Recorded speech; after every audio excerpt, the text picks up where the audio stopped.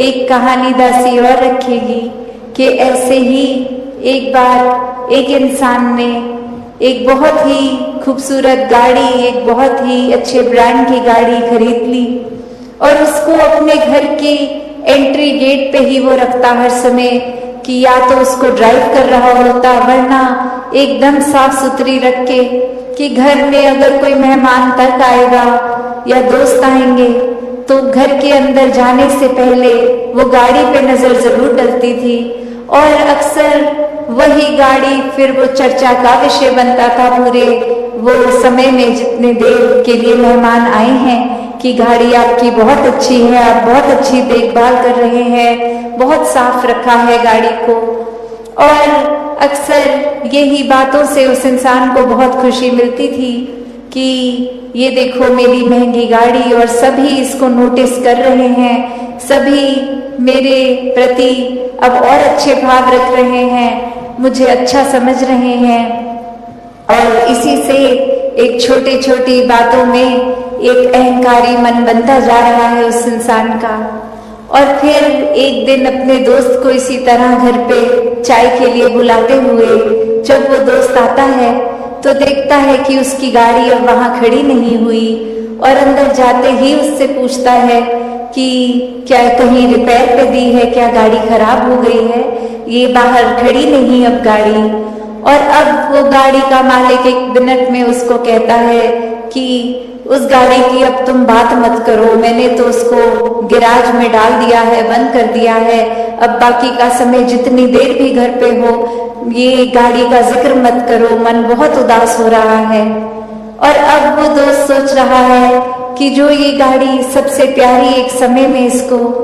और अब ऐसा क्या ही हो गया कि गाड़ी का जिक्र तक करने से मना कर रहे हैं। और फिर भी हिम्मत करके जब वो पूछते हैं कि क्या हो गया ऐसा, और वो अब कुछ ना कहते हुए सिर्फ घर के बाहर टहलते हुए पड़ोसी के घर पे दिखाते हैं कि उससे ज्यादा अच्छे ब्रांड की, उससे ज्यादा महंगी गाड़ी अब उस पड़ोसी के घर खड़ी है। तो हुआ क्या, जीवन में क्या चेंज आया? वो गाड़ी पहले जब तक थी इतनी खुशी, आज भी वो गाड़ी है, पर अब खुशी नहीं। क्यों? क्योंकि मन में भाव आ गया है, दूसरे को कुछ बेहतर मिल गया है, मुझे एक इतना अच्छा नहीं मिला जितने दूसरे को। तो मन अक्सर तुलना करता है, कंपैरिजन करता है, और इस कंपैरिजन में कभी कभी कोई चीज सच नहीं भी होती, उसको कल्पना भी कर लेता है कि ये ऐसा है, ये मेरे लिए मैंने हकीकत बना ली तो यही है, चाहे हकीकत वाकई में कुछ और ही है। जिस तरह अक्सर हम घरों में भी उदाहरण देते हैं कि एक पेरेंट्स की बात होती है और बच्चों की, तो प्यार भले एक बराबर हो बच्चों में, पर फिर भी एक बच्चे के मन में आता है कि दूसरे एक भाई या बहन को ज्यादा प्यार करते हैं पेरेंट्स और हमें कम करते हैं। तो बात वही कि हमने अपने नजरिए से देखा, हमने बस यही देखा जो इस आंख ने देखना चाहा, जो इस मन ने सच्चाई मानी कि जो अपने पास है, जितना प्यार है उसके ऊपर ध्यान नहीं, दूसरे को क्या मिल रहा है, हमसे ज्यादा या हमसे कम, उस पे ध्यान जा रहा है। शुरू से ही इस परमात्मा से जुड़ के ये सुकून का जीवन ही क्यों नहीं बिताना, जिस पल ये एहसास हो कि कैसे हर पल में सुकून लिया जा सकता है, चाहे वो सुख की घड़ियां हो, दुख की घड़ियां हो, ये सुकून उसी तरह बरकरार रह सकता है। तो उसी पल इस परमात्मा की ओर मुख किया जा सकता है। ये ब्रह्म ज्ञान द्वारा जीवन में एक सुकून लाया जा सकता है। तो संतों ने यही हर समय समझाया, आज भी यही संदेश दे रहे थे कि ये श्वासों की घड़ियों ने तो खत्म हो जाना है, जीवन नहीं तो समाप्त हो जाना है। तो जिस समय हम इस संसार में आए, ये जो सुंदरता, ये चाहे प्राकृतिक थी या एक घर के माहौल या अपने मन की बात,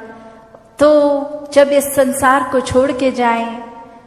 तो वो संसार जैसा हमें मिला था उससे बेहतर छोड़ के जाएं, चाहे घर का संसार हो या बाहरली एक ये दुनिया, एक इकोसिस्टम की बात हो, तो कैसे प्राकृतिक सुंदरता को भी जहाँ रखना हमारा फर्ज है, वहीं एक रूहानी सुंदरता हमारे मनों में हमेशा रहे। क्योंकि एक मानवीय गुण तब तक ही हो सकते हैं जब वाकई ही ये रूहानी ताकत, इस परमात्मा, ईश्वर, अल्लाह, इस निराकार से जब जुड़ते हैं, ये देखकर अपने जीवन में इसको शामिल करते हैं हर पल में, तो ये रूहानियत से इंसानियत का जीवन आ जाता है। फिर सारे ये ह्यूमन वैल्यूज़ एक बाय प्रोडक्ट की तरह ही जीवन में रहते हैं।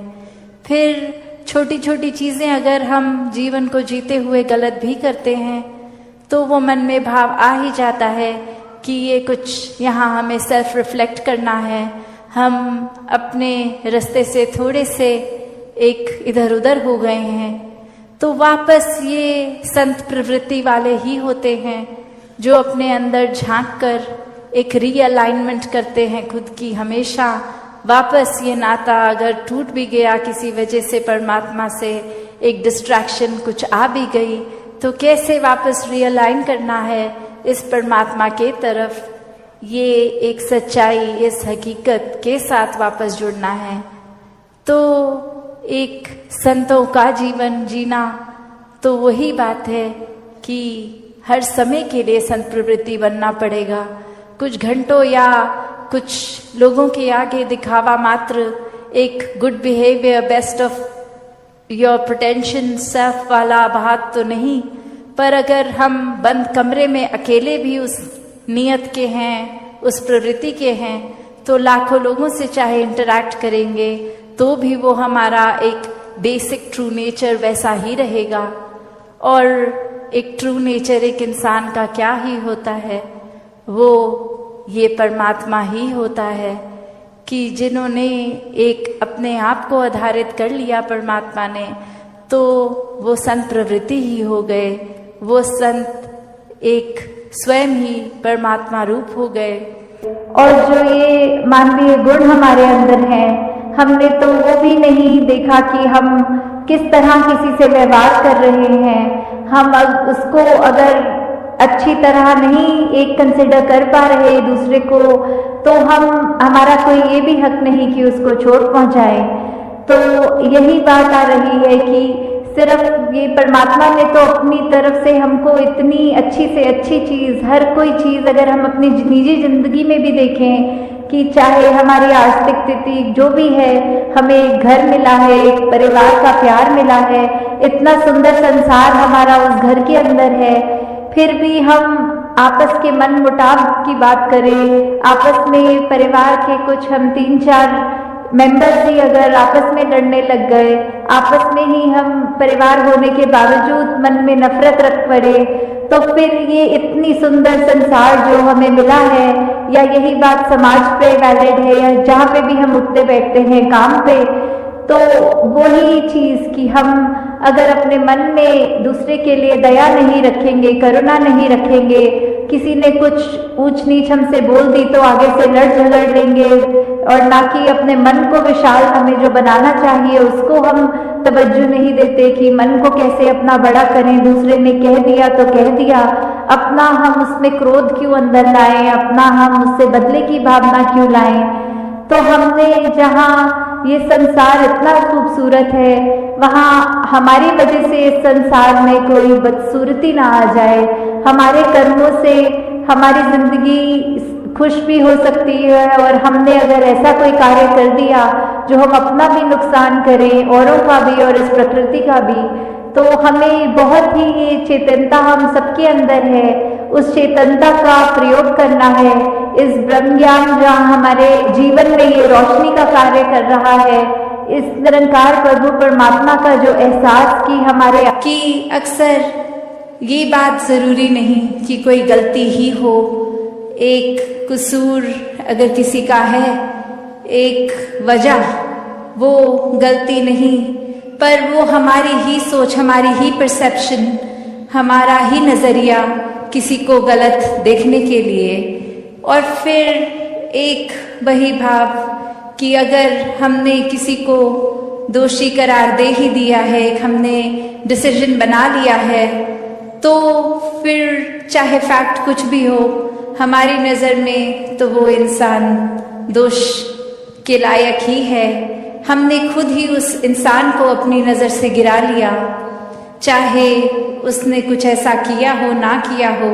उस टाइम हम अपने दिमाग को, इस चेतनता को, ये रैशनल को भी नहीं एक सामने रखते, बस हमने सोच लिया तो हकीकत ही बन गई वो हमारी।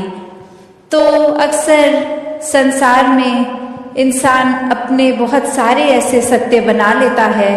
तो कैसे वो सच्चाई हमने सोच ली, वो कल्पना कर ली, तो वो एक हमारा ही नज़रिया, वो माय वे और हाईवे वाली बात कि जो मेरे सोच है वही सही है, औरों की राय मैटर नहीं करती, औरों का तरीका मैटर नहीं करता। तो ऐसी सोच अगर है तो हमारी ग्रोथ कहाँ है उसमें? एक जीवन को फिर हमने इतना ही अपने आप, अपनी ईगो से भर लिया, अपनी सोच से, अपने माइंडसेट को ही एक सही मानकर, तो कैसे इस जीवन में जब जिएंगे तो वो माया रूप यहाँ पे हावी होगा? क्योंकि when we are so full of ourselves, तो हम लर्निंग कहाँ से करेंगे? जबकि इस निराकार, इस दातार ने तो हर जगह इस कण कण से शिक्षा लेने का एक रूप दिया है। बस हमें वो रिसेप्टर बनना है कि ये हर जगह से जो शिक्षा मिल रही है उसको कैसे चैनलाइज किया जाए। तो ऐसा जो कर लेते हैं वो एक भक्ति हर समय की करते हैं, क्योंकि जब इस परमात्मा को जानकर, इसमें विश्वास करके, इसको हर समय अपने आसपास देखकर, फिर चाहे किसी ने कुछ भी कहा हो, तो ये भक्तों का जीवन तो डार्केस्ट क्लाउड में सिल्वर लाइनिंग भी देख लेता है। एक बिना गुण की चीज में से भी गुण निकाल लेते हैं। तो फिर जहाँ एक स्वाभाविक गुण बह रहे हैं, वहां से तो भक्त कितने ही अनेकों गुण निकाल लेंगे। तो ऐसा जीवन हमारा एक हो जाए ताकि हर तरफ से जो शिक्षाएं हैं वही मिले। वरना तो एक अगर अक्सर ऐसे भी जो उदाहरण देखने को मिलते हैं कि हमारी सोच, इसने तो कभी खत्म नहीं होना, हमारी इच्छाओं ने भी कभी खत्म नहीं होना, एक वो सेटिस्फैक्शन, एक कंटेंटमेंट की बात, ये तो माया का ही रूप। क्योंकि अक्सर हम ये भी सोच लेते हैं कि माया सिर्फ एक मटीरियलिस्टिक चीज़ है, माया सिर्फ जो आंख देख सकती है वही है, चाहे वो एक घर हो, पैसा हो, एक और चीज़ें। पर अक्सर ये जो सूक्ष्म रूप की माया है, जो एक ये सोच में भी आ जाती है, क्योंकि इस परमात्मा को इस पल में देखना है। जीवन में खुशी कि कहीं पे भी वो दृष्टि नहीं पड़ रही, खुशी एहसास की तरह नहीं आ रही, तो वो बात वही कि जो एक रिस्पॉन्सिबिलिटी इस निरंकार में जीवन में, जहाँ एक स्पिरिचुअलिटी की तरफ एक अपनी रूह की असली पहचान, ये आत्मा परमात्मा का मेल, ये ब्रह्म ज्ञान तो दिया है, वही निराकार ने ये तन मन और ये धन रूप जो भी माया का, ये सब भी हमने इसका बहुत ध्यान रखना है, हर एक का सदुपयोग ही हो। ये रूप चाहे अगर हम ये बात बोल रहे हैं मंगलाचरण में, धुनी में कि ये तेरा रूप है संसार, तो ये रूप तो माया में भी है, माया में भी फिर निराकार है। तो कैसे इस माया में से निराकार भी छांटा जा सकता है? और जो जो हर समय के नजरिया, दृष्टिकोण जिनका इस निराकार में होगा, वो तो कण कण से शिक्षा लेंगे ही, कण कण में इस निराकार को तो देखेंगे ही, और ऐसे ही अपने जीवन को संवारते जाएंगे। तो भक्ति भरा जीवन भी इसी तरह का जीवन है, जो हमेशा बिना बोझ के ये बहता जाता है, इस प्यार से युक्त होता है, और पहले खुद प्यार बन के हर तरफ ही प्यार को ढूंढता है। फिर चाहे कितनी भी नेगेटिविटी आए जीवन में, उसको एक ऐसा नजरिया बना के ये प्यार को ही स्ट्रेंथ बनाता है कि फिर कोई और चीज का असर ही नहीं हो पाता, फिर ये एक दुख और सुख की अवस्था से ऊपर का जीवन, आनंद का जीवन, एक भक्ति का जीवन, विश्वास का जीवन, सुकून का जीवन, स्थिर जीवन, ऐसा ही जीवन बन जाता है। तो हर कोई ऐसा जीवन जी सकता है। हर एक को इस परमात्मा ने एक कैपेबिलिटी दी है, ये कैपेसिटी दी है कि किसी भी सिचुएशन में से क्या छांटना है वो छांटा जाए। तो हर कोई जहाँ अच्छाइयाँ ही छांटता रहे, और अगर नोटिस भी होती हैं कोई बुराइयाँ, तो वो बुराइयों पे भी फिर नजर डाल के उनको भी कैसे कन्वर्ट किया जाए अच्छाइयों में, चाहे अपनी या सामने वाले की, तो वो बात भी उनसे की जाए, उनके बारे में ये समझाया उन्हीं को जाए, किसी और के प्रति का भाव किसी और को ना बताया जाए। तो बात वही, एक भलाई का भाव मन में भक्तों के होता है, और ऐसा ही भलाई का भाव हर कोई रखता चला जाए, प्यार से युक्त होकर, एक pure form of unconditional love बनकर ऐसा ही सबको किया जाए। वही जो संतों ने हमेशा समझाया, ये वहां भी बात, ये यहाँ भी, क्योंकि ये सच, ये निराकार, ये परमात्मा कोई समय का या जगह का मोहताज नहीं है। ये हर समय की कायम दायम सच्चाई है। और कैसे फिर हर समय ये पल जीवन के जो हर कोई जी रहा है, उसमें क्या कर रहा है, किस तरह ये जीवन तो अपने रफ्तार से आगे बढ़ती जा रही है, और इन पलों में क्या क्या करना है क्या नहीं,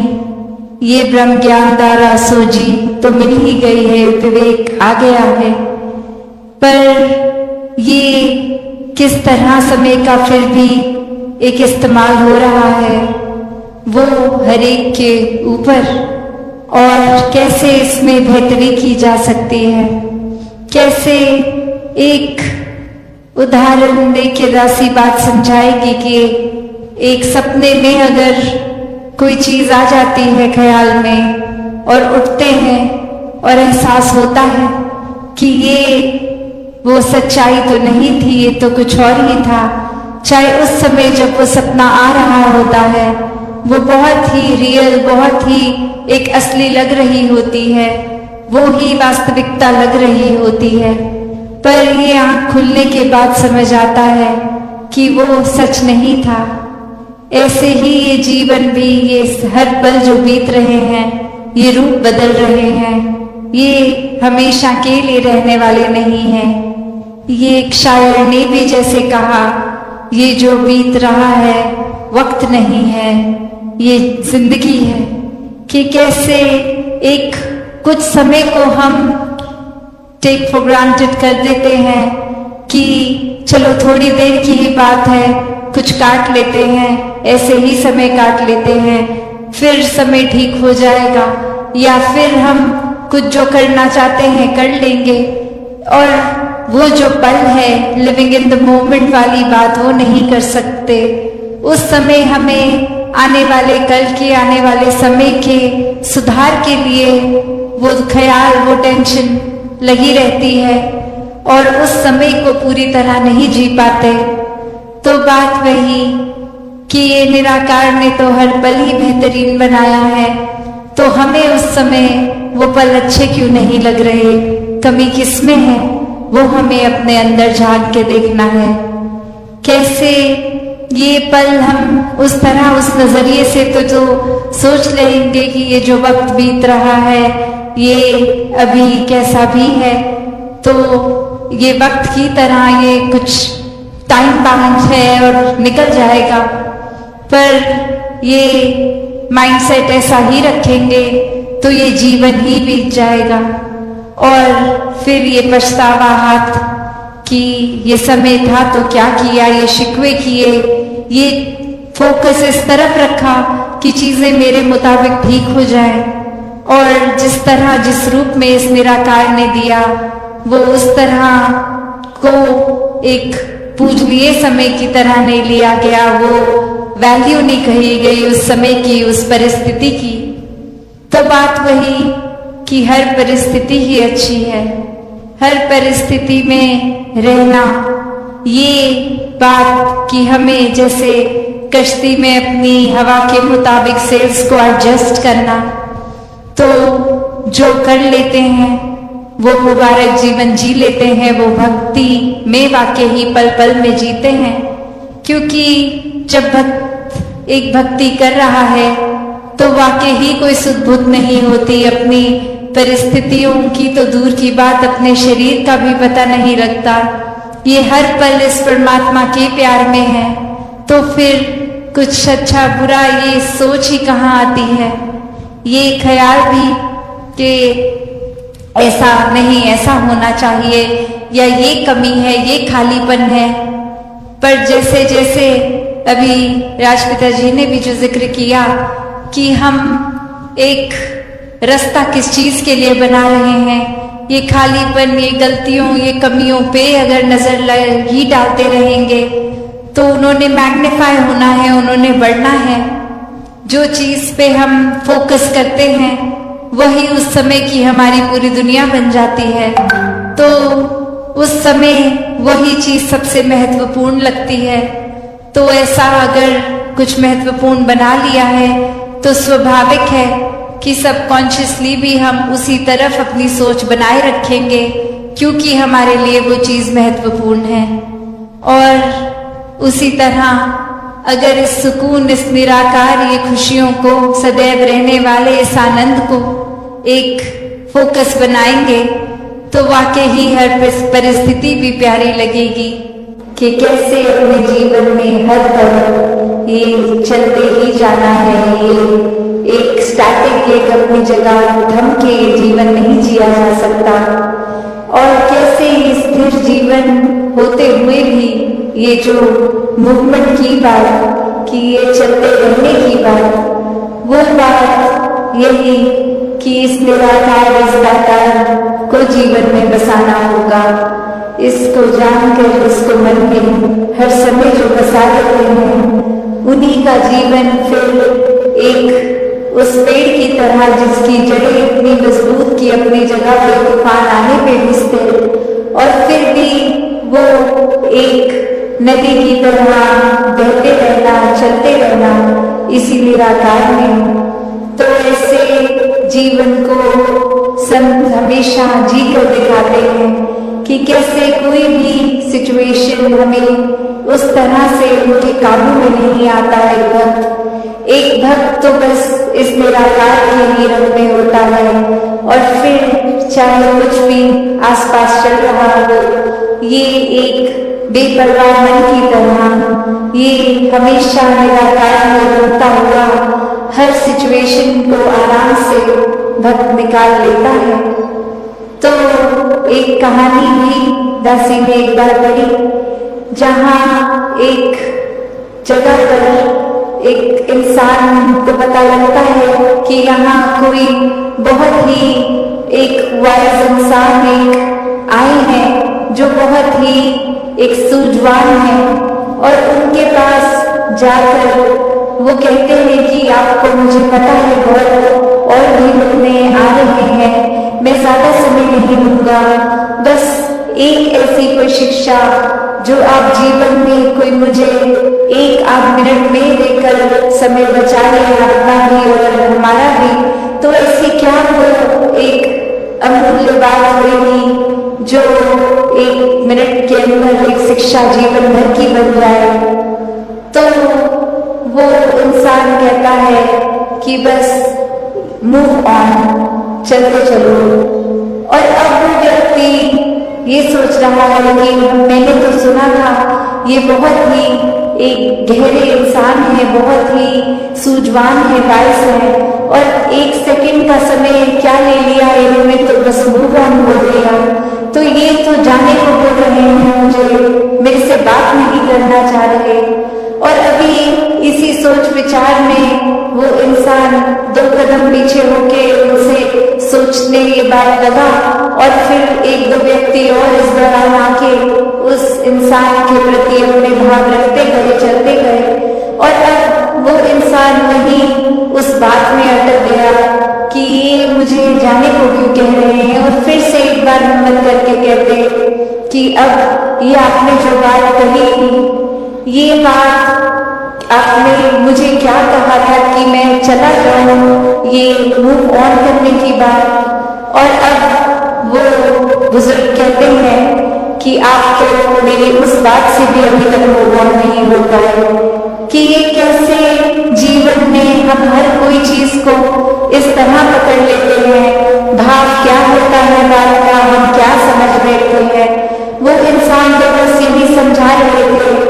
कि अगर आप जीवन में कोई एक आध मिनट में बात समझना चाहते हैं तो ये है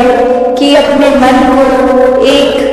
कीचड़ जैसा, दलदल जैसा ना बनाएं कि बस एक जगह पड़े पड़े उसको उसके अंदर खराबी आती जाए। एक स्वच्छ रहे, बहते चले, एक दिमाग को छोटे दायरे में, दिल को छोटे दायरे में ना बांध के रखें, बहते चले जाएं। ये निराकार इतना विशाल है,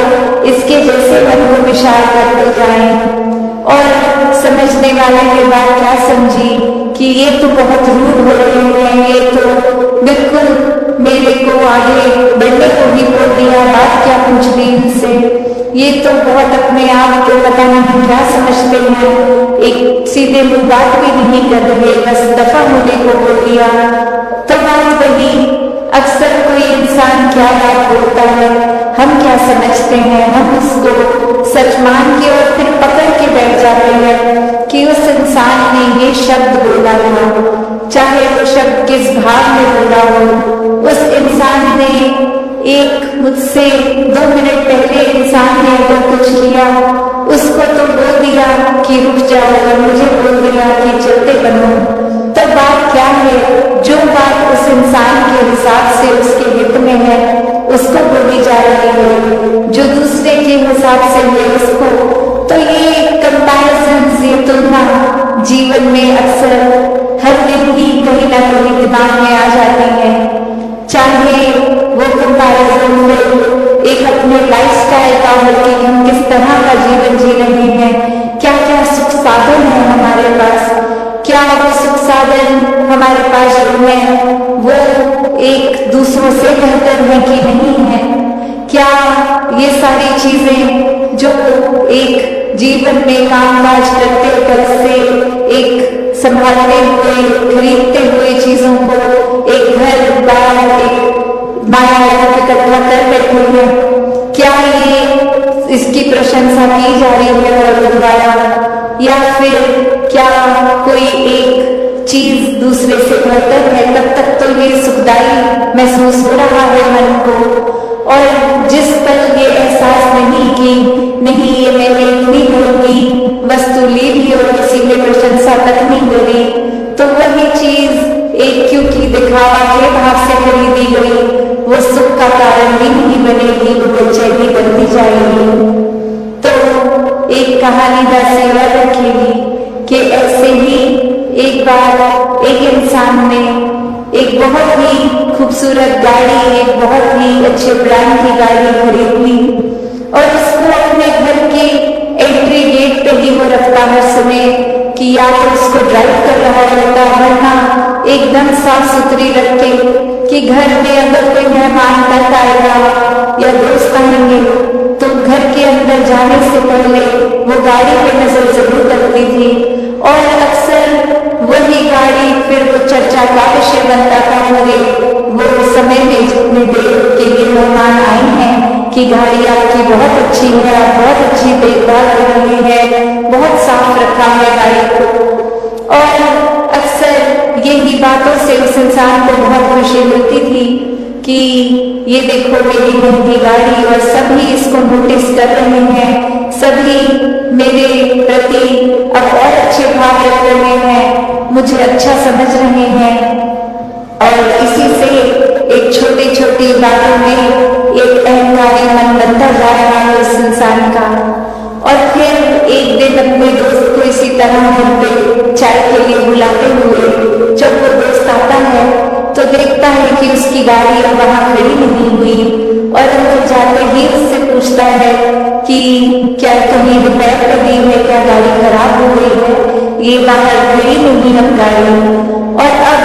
गाड़ी का मालिक एक मिनट में उसको कहता है कि उस गाड़ी की अब तुम बात मत करो, मैंने तो उसको गैराज में डाल दिया है, बंद कर दिया है, अब बाकी का समय जितनी देर भी घर पे हो ये गाड़ी का जिक्र मत करो, मन बहुत उदास हो रहा है। और अब वो दोस्त सोच रहा है कि जो ये गाड़ी सबसे प्यारी एक समय में इसको, और अब ऐसा क्या ही हो गया कि गाड़ी का जिक्र तक करने से मना कर रहे हैं। और फिर भी हिम्मत करके जब वो पूछते हैं कि क्या हो गया ऐसा, और वो अब कुछ ना कहते हुए सिर्फ घर के बाहर टहलते हुए पड़ोसी के घर पे दिखाते हैं कि उससे ज्यादा अच्छे ब्रांड की, उससे ज्यादा महंगी गाड़ी अब उस पड़ोसी के घर खड़ी है। तो हुआ क्या, जीवन में क्या चेंज आया? वो गाड़ी पहले जब तक थी इतनी खुशी, आज भी वो गाड़ी है, पर अब खुशी नहीं। क्यों? क्योंकि मन में भाव आ गया है दूसरे को कुछ बेहतर मिल गया है, मुझे एक इतना अच्छा नहीं मिला जो मेरे दूसरे को। तो मन अक्सर तुलना करता है, कंपैरिजन करता है, और इस कंपैरिजन में कभी कभी कोई चीज सच नहीं भी होती, उसको कल्पना भी कर लेता है कि ये ऐसा है, ये मेरे लिए मैंने हकीकत बना ली तो यही है, चाहे हकीकत वाकई में कुछ और भी है। जिस तरह अक्सर हम घरेलू उदाहरण देते हैं कि एक पेरेंट्स की बात होती है बच्चों की, तो प्यार भले एक बराबर हो बच्चों में, पर फिर भी एक बच्चे के मन में आता है कि दूसरे एक भाई या बहन को ज्यादा प्यार करते हैं पेरेंट्स और हमें कम करते हैं। तो बात वही कि हमने अपने नजरिए से देखा, हमने बस यही देखा जो इस आंख ने देखना चाहा, जो इस मन ने सच्चाई मानी कि जो अपने पास है जितना प्यार है। जहाँ आज ये सत्संग में सभी ने इतने घंटों से और अभी भी इसके बाद भी जो सत्संग में हर एक के भाव श्रवण करने का एक मतलब, ये जो हर एक ने कहा कि इस जीवन में हमें भक्ति की बुनियाद पे अपनी सारी जिम्मेवारियों को भी निभाना है, हर समय भक्ति भी करनी है, और समाज में भी एक अपना असर इस तरह हो कि हम पहले जहां अपने ऊपर सुधार का भाव लिए हुए खुद को सुधारते चले जाएं। तो कैसे एक फायर प्लेस में डाल देते हैं एक बॉन फायर करके, उससे हमें आराम ही मिलता है, तो कैसे ये जहां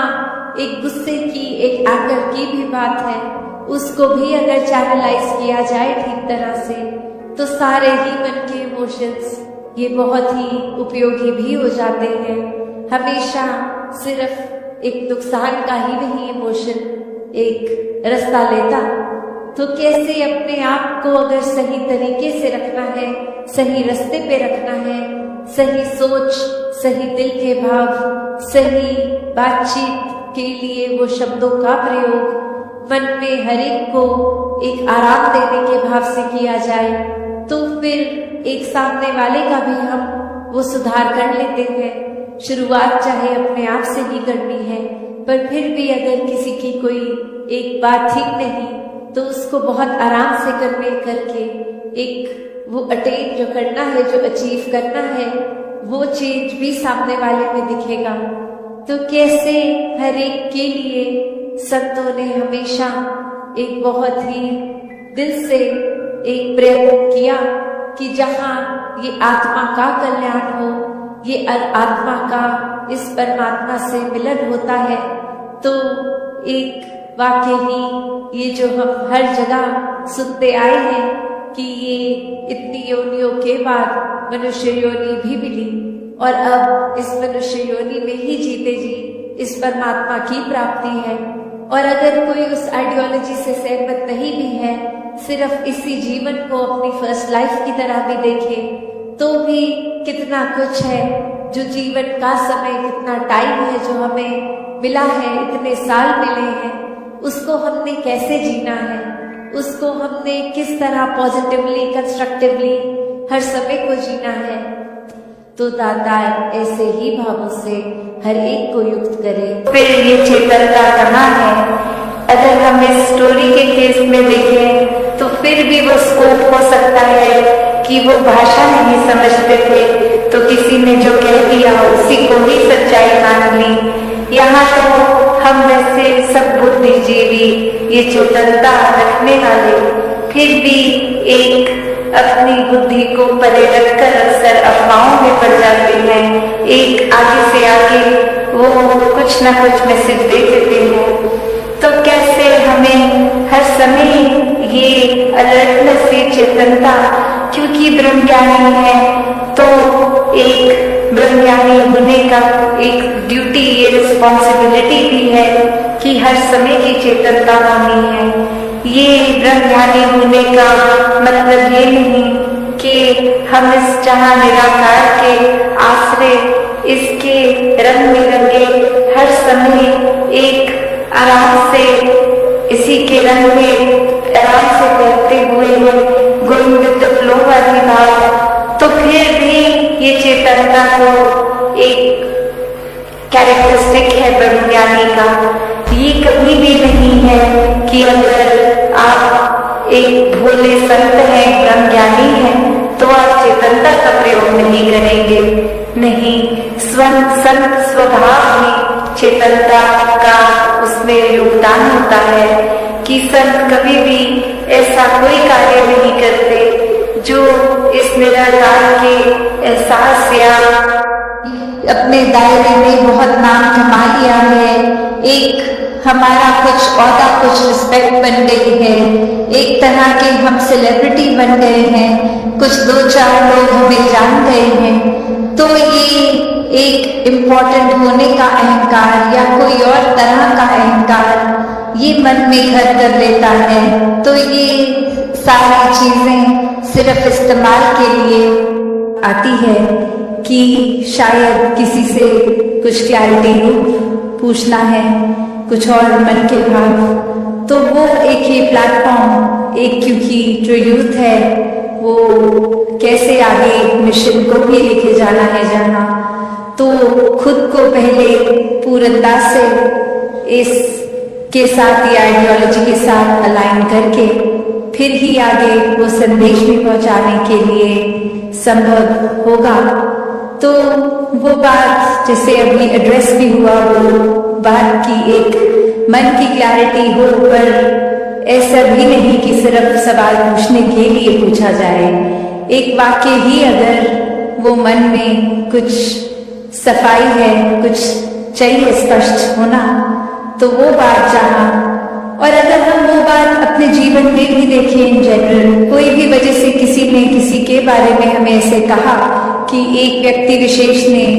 आपके लिए ऐसा सोच रखी, तो हम 1 मिनट में भी मान जाते हैं वो बात। फिर हम अपना ओपिनियन उस इंसान के लिए वैसा ही बना लेते हैं कि ये जो बात सुनी है ये ऐसा ही हुआ होगा, और हम कभी उस इंसान से फिर वो सफाई भी नहीं मांगते हैं। हम पूछते तक नहीं है कि क्या वाकई ही एज अ फैक्ट आपने ऐसा कहा, और अगर कहा भी तो वो बात उत्पन्न कहाँ से हुई, हम उसके बारे में बात कर लें। पर इंसान की फितरत की उस इंसान से तो बात नहीं करेंगे, उसके पीठ पीछे उसके बारे में औरों से करेंगे। तो इस तरीके के जीवन से एक अपने जीवन का सुधार नहीं हो पाएगा। जैसे एक शायर ने भी बहुत खूबसूरती से लिखा कि गलत फहमियों से भी खत्म हो जाते हैं रिश्ते, गलती हमेशा कसूर की नहीं होती। कि अक्सर ये बात जरूरी नहीं कि कोई गलती ही हो, एक कसूर अगर किसी का है, एक वजह, वो गलती नहीं, पर वो हमारी ही सोच, हमारी ही परसेप्शन, हमारा ही नजरिया किसी को गलत देखने के लिए। और फिर एक वही भाव कि अगर हमने किसी को दोषी करार दे ही दिया है, हमने डिसीजन बना लिया है, तो फिर चाहे फैक्ट कुछ भी हो हमारी नजर में, तो वो इंसान दोष के लायक ही है। हमने खुद ही उस इंसान को अपनी नजर से गिरा लिया, चाहे उसने कुछ ऐसा किया हो ना किया हो। उस टाइम हम अपने दिमाग को, इस चेतनता को, ये राशनाओं को भी नहीं एक सामने रखते, बस हमने सोच लिया तो हकीकत ही बन गई वो हमारी। तो अक्सर संसार में इंसान अपने बहुत सारे ऐसे सत्य बना लेता है, तो कैसे वो सच्चाई हमने सोच ली, वो कल्पना कर ली, तो वो एक हमारा ही नजरिया, वो माय वे और हाईवे वाली बात कि जो मेरे सोच है वही सही है, औरों की राय मैटर नहीं करती, औरों का तरीका मैटर नहीं करता। तो ऐसी सोच अगर है तो हमारी ग्रोथ कहाँ है उसमें? एक जीवन को फिर हमने इतना ही अपने आप, अपनी ईगो से भर लिया, अपनी सोच से, अपने माइंडसेट को ही एक सही मानकर,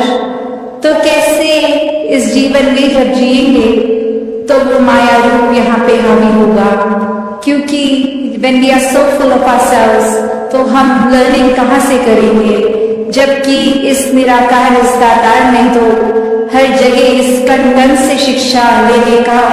एक रूप दिया है। बस हमें वो रिसेप्टर बनना है कि ये हर जगह से जो शिक्षा मिल रही है उसको कैसे चैनलाइज किया जाए। तो ऐसा जो कर लेते हैं वो एक भक्ति हर समय की करते हैं, क्योंकि जब इस परमात्मा को जानकर, इसमें विश्वास करके, इसको हर समय अपने आसपास देखकर, फिर चाहे किसी ने कुछ भी कहा हो, तो ये भक्तों का जीवन तो डार्केस्ट क्लाउड में सिल्वर लाइनिंग भी देख लेता है। एक बिना गुण की चीज में से भी गुण निकाल लेते हैं। तो फिर जहाँ एक स्वाभाविक गुण बह रहे हैं, वहां से तो भक्त कितने ही अनेकों गुण निकाल लेंगे। तो ऐसा जीवन हमारा एक हो जाए ताकि हर तरफ से जो शिक्षाएं हैं वही मिले। तो किस तरह ये जो हमारी धरती है इतनी सुंदर है, पर्वत भी है, इसमें रेत भी है, पानी समुंदर के तरह, किसी नदी की तरह, या कितना सारा अलग तरीके से पानी भी जहाँ है, तो इतनी भिन्न भिन्न तरह से ये जो धरती में दिखने के लिए तो काफ़ी अलग चीज़ें हैं जिसकी हम सुंदरताएं निहार सकते हैं। तो इसको खूबसूरत ये जो बना रहा है, अगर हम हर एक के गुण भी देखें कि ये जो कुदरत है उसमें अगर जहाँ पहाड़ की जिक्र आ रहा है तो पहाड़ वो कितना ऊंचा, कितना मजबूत, कितना उसमें एक हाइट भी होती है। तो कैसे अगर पानी की ओर देखें तो कैसे नदी नीचे की तरफ आती है और अपने इस सागर रूप में मिलती है, कैसे जो रेत होते हैं ये हवा के साथ मिट्टी की जो बात आती है। तो धरती में कितनी खूबसूरती है, हर एक चीज़ की अपने आप में कितने सारे गुण हैं, फिर भी ये आपस में जब रहते हैं आपस में टकराव नहीं करते। और कैसे हम इंसान इसी धरती पे जब आकर रह रहे हैं तो ये सब चीज़ें हमें दिख रही हैं पर हम इसको खराब करने की ओर लगे हुए हैं। ऐसे ही अगर हम अपने मन की तरफ भी झांकें कि कैसे हम एक इसमें संसार में आए तो हैं, चाहे कोई कैसा है, किसी का हमसे फर्क है, चाहे कोई दिखने में हमसे अलग है, चाहे वो भोजन अलग तरह का खाते हैं, हम अलग तरह का खाते हैं, या कोई भी ऐसी बात जो हमको एक दूसरे से वो फर्क दिखाती है, तो हम अगर उस फर्क को फर्क की तरह ना देखें, हम उसको ये माने कि जैसे ये संसार में यूनिटी इन डाइवर्सिटी की बात है, ये जो भिन्न भिन्न प्रकार के जो फूल हैं उनकी अपनी अलग महक है, तो कैसे हर एक चीज़ जो दूसरे से चाहे कितनी भी अलग दिखती है उसकी रिस्पेक्ट इस तरह करनी, उसका सम्मान इस तरह करना कि ये बिल्कुल हम जैसा है, हमें तुच्छ भाव से नीचे दृष्टि से नहीं देखना, हमको उसकी जो भी खूबसूरती है, जो भी गुण है उस व्यक्ति में भी वो गुण सिर्फ ग्रहण करने हैं। तो कैसे ये वही उदाहरण कि चाहे पहाड़ है, चाहे नदी है, चाहे रेत है, तो ये सब चीजें जब आपस में एक दूसरे से अपनी तुलना नहीं करती या दूसरे को ये नहीं दिखाती कि हमारा काम तुमसे ज्यादा इम्पोर्टेंट है या हमारे अंदर ज्यादा महत्वता है तुमसे, तो हम इंसान क्यों ये गलती कर जाते हैं जहाँ स्वयं को श्रेष्ठ मान लेते हैं। अगर उदाहरण के तौर पे हम अपने हाथ की ओर भी देखें तो हर उंगली दूसरी उंगली से अलग हाइट की है। अगर हम कोई कार्य कर रहे हैं तो जैसे अगर हमें कोई कुल्हाड़ी या कुछ पकड़ना है तो पूरी मुट्ठी का काम उससे आता है। अगर हमें भोजन करना है तो हमारी 3 उंगलियों का ही काम आता है। अगर हमें फोन पे टच स्क्रीन पे मैसेज करना है तो वो सिर्फ अंगूठे से ही काम हो जाता है। तो हर चीज, हर उंगली,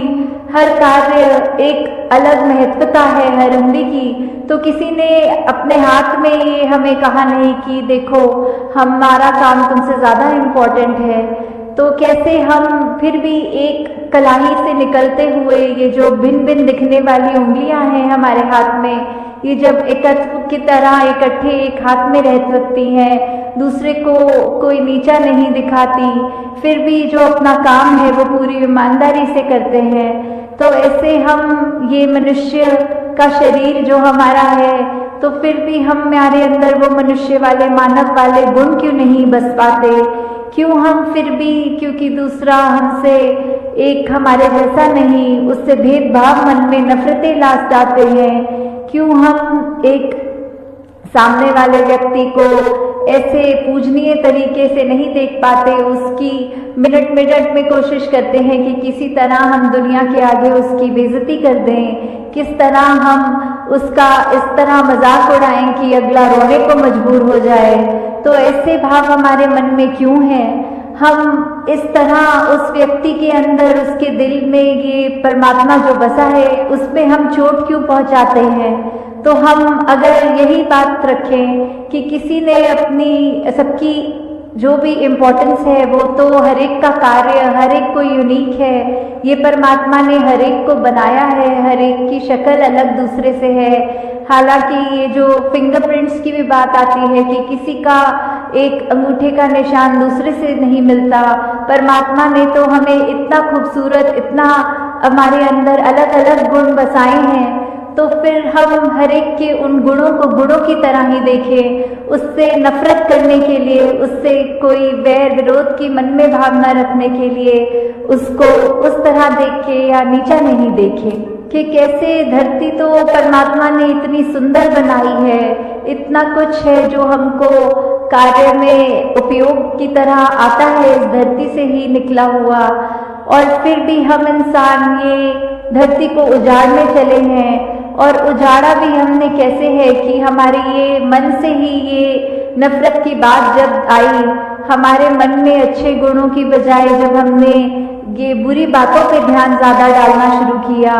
तो ये बुरी चीजें हमारे मन में, दिमाग में, व्यवहार में इस तरह हावी हो गई कि वो चीजें हमारे कर्मों के अंदर अब इस तरह निकलने लगी कि आपस में हमने सिर्फ जहां मन में नफरत थी तो अब वो कर्म से, अपने हाथों से लड़ाई झगड़ा भी करना शुरू कर दिया। और कैसे ये, चाहे परमात्मा ने धरती तो इतनी सुंदर बनाई, हमने कैसे इसका दुरुपयोग कर दिया, जहां हमारे को पेड़ देखे, कुछ भी देखे जो इतने फलदायी हैं, या कैसा पानी नदियों का साफ अच्छा पीने के लिए इंसान का है, तो हमने जहां वो पेड़ भी काटने शुरू कर दिए, वो नदी में कचरा डाल के वो पानी पीने लायक भी नहीं छोड़ा। ऐसा कुछ भी अगर इस धरती का हम ये जो नेचर की तरफ से एक सौगात की तरह, एक गिफ्ट की तरह चीज मिली, तो कैसे हमने उसी को एक गलत रास्ते पे ले गए और हम कैसे उसको अपने सिर्फ हित देखकर और दूसरे की भलाई ना देख के सब उसमें उजाड़ने लग गए। और जो ये मानवीय गुण हमारे अंदर हैं, हमने तो वो भी नहीं देखा कि हम किस तरह किसी से व्यवहार कर रहे हैं। हम अब उसको अगर अच्छी तरह नहीं एक कंसिडर कर पा रहे दूसरे को, तो हमारा कोई ये भी हक नहीं कि उसको चोट पहुंचाए। तो यही बात आ रही है कि सिर्फ ये परमात्मा ने तो अपनी तरफ से हमको इतनी अच्छी से अच्छी चीज, हर कोई चीज अगर हम अपनी निजी जिंदगी में भी देखें कि चाहे हमारी आर्थिक स्थिति जो भी है, हमें एक घर मिला है, एक परिवार का प्यार मिला है, इतना सुंदर संसार हमारा उस घर के अंदर है, फिर भी हम आपस के मन मुटाव की बात करें, आपस में परिवार के कुछ हम 3-4 मेंबर्स ही अगर आपस में लड़ने लग गए, आपस में ही हम परिवार होने के बावजूद मन में नफरत रख पड़े, तो फिर ये इतनी सुंदर संसार जो हमें मिला है, या यही बात समाज पे वैलिड है, या जहाँ पे भी हम उठते बैठते हैं काम पे, तो वही चीज कि हम अगर अपने मन में दूसरे के लिए दया नहीं रखेंगे, करुणा नहीं रखेंगे, किसी ने कुछ ऊंच नीच हमसे बोल दी तो आगे से लड़ झगड़ लेंगे, और ना कि अपने मन को विशाल हमें जो बनाना चाहिए उसको हम तवज्जो नहीं देते कि मन को कैसे अपना बड़ा करें, दूसरे ने कह दिया तो कह दिया, अपना हम उसमें क्रोध क्यों अंदर लाएं, अपना हम उससे बदले की भावना क्यों लाएं। तो हमने जहाँ ये संसार इतना खूबसूरत है, वहाँ हमारी वजह से इस संसार में कोई बदसूरती ना आ जाए, हमारे कर्मों से हमारी जिंदगी खुश भी हो सकती है, और हमने अगर ऐसा कोई कार्य कर दिया जो हम अपना भी नुकसान करें, औरों का भी और इस प्रकृति का भी, तो हमें बहुत ही ये चेतनता हम सबके अंदर है, उस चेतनता का प्रयोग करना है। इस ब्रह्म ज्ञान जहाँ हमारे जीवन में ये रोशनी का कार्य कर रहा है, इस निरंकार प्रभु परमात्मा का जो एहसास की हमारे अंशन है, जब ये हमने जान लिया तो फिर हम जानबूझ के ऐसा कोई भी काम नहीं करेंगे जो हमारा भी नुकसान करे और अगले का भी नुकसान करे। फिर हम एक वो भाव हमारे ऐसे हो जाएंगे कि हम हर एक से प्यार करेंगे, हम हर एक के जीवन में थोड़ा किस तरह और उसका जीवन कंफर्टेबल कर सकते हैं, उसको क्या सहूलत पहुंच सकती है हमारे वजह से, फिर हम अपना फोकस, अपना ध्यान उस चीज में लगाएं। तो दातार सभी पे कृपा करे कि अपना जीवन हम सब बिल्कुल एक ये चलता फिरता प्रचार बन जाए, हमारे जीवन में सारे वो मानवीय गुण आए जो हमको इस संसार में खूबसूरती का ही हम एक संदेश खुद बने पहले और फिर दूसरों को दें। ये जो भाव है मन में हर किसी के, चाहे वो एक थोड़ा अहंकार रूप का भाव होगा तो भी वो बदला जा सकता है, और अहंकार से धीरे धीरे वो नम्रता की यात्रा की जा सकती है। तो बात वही कि भक्तों के संदेश में ये स्वयं को बदलने की जो बात होती है वो क्यों होती है, भक्तों का जीवन संसार के अन्य व्यक्तियों से अलग क्यों होता है, कैसे होता है। तो बात वही कि भक्तों के जीवन में भी वही है, दृष्टि के लिए आँख है, खाने के लिए हाथ है, एक सूंघने के लिए नाक है, एक दिन में उतार चढ़ाव उसी प्रकार आएंगे, और उसी तरह जो भक्त श्रेणी के नहीं हैं उनके भी जीवन में ये सब ही है। तो भक्तों ने जो एक बदलाव अपने अंदर लाया वो यही कि इस दुनिया में तो रहते हैं पर दुनिया से अलग होके रहते हैं। तो ये अलग अब कैसे रहना हुआ, ये ब्रह्म ज्ञान द्वारा जब इस परमात्मा को पा लिया, देख लिया, इसके प्यार में एक पूर्णता से खचित हो गए, तो कैसे एक अपने आप को हर पल इस परमात्मा के एहसास में रहने वाला वो भाव भक्तों के जीवन में आ गया। और जैसे एक दुनिया के तो तरह तरह के रंग हैं, भक्तों के जीवन में सिर्फ वो प्यार का रंग चढ़ता है जो इस परमात्मा से हो जाता है इसको देखने के बाद। तो ऐसे भाव से युक्त भक्त अपने जीवन के जब हर पल को जीते हैं तो वो भाव ही बदल जाते हैं, एक नजरिया बदल जाता है। एक वो बात की अगर हम कुछ भी उदाहरण लें कि कोई भी स्थिति में एक जो रुख करा जा सकता है वो एक अच्छी तरफ भी और बुरी तरफ भी, एक परिस्थिति से हम क्या निकालते हैं वो भी एक अच्छाई निकाली जा सकती है, एक बुराई निकाली जा सकती है। तो भक्तों ने हमेशा वो अच्छाई की ओर ही रुख करना सिखाया है कि परिस्थिति अगर इस परमात्मा ने दी है तो अच्छी ही होगी। एक अगर उस परिस्थिति को अच्छा नहीं समझ रहे हम तो वो हमारी कमी है। इस परमात्मा ने तो पूर्ण किया है इस परिस्थिति को भी। जब इस परमात्मा ने हमको जो कुछ दिया वो परमात्मा का जो दान है, तो ये परमात्मा जहाँ पूरा है तो परमात्मा की दी हुई हर परिस्थिति भी पूर्ण है। फर्क सिर्फ हमारे नजरिए का होता है कि उसको हम किस तरह देख रहे हैं, उस परिस्थिति में से हम निचोड़ क्या निकाल रहे हैं, उससे सिखलाई क्या निकाल रहे हैं। क्या हम सिर्फ हमारे अनुसार कुछ नहीं हुआ तो उसके वजह से इस परमात्मा को ही कोस रहे हैं, या ये भी मान रहे हैं कि ये ही हमारे लिए बेस्ट है और कैसे इसमें वरदान छुपा हुआ है। तो एक ये नजरिया भक्तों ने हमेशा से जो दिया कि आध्यात्मिक पहलू अपना हर किसी ने जहाँ एक बहुत ही उस नजरिए का बनाना है कि जीवन में ये शरीर मिला है, ये मटेरियलिस्टिक वस्तुएं मिली हैं, घर बार रिश्तेदारी बहुत कुछ मिला है, तो क्या इसी में पूरा समय रहकर इस परमात्मा के लिए समय नहीं निकालना, या फिर एक चुनाव अपना है कि इस परमात्मा के प्यार के रंग में ऐसे रंगे जाएं कि कोई दुनियावी रंग फिर छू नहीं सकता। ये